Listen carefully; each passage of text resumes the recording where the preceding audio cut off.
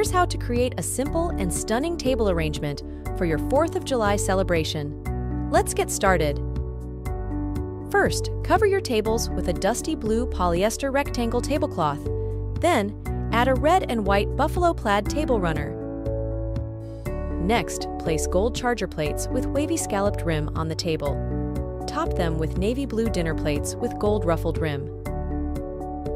Now, add cloth dinner napkins on top of each plate. Arrange them neatly and insert our glossy gold heavy-duty cutlery.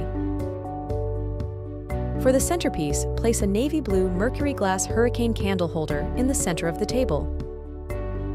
Finally, add red and white artificial kissing ball flowers for a charming accent. And there you have it, a beautiful table setting for your 4th of July celebration. Thanks for watching. Enjoy your holiday.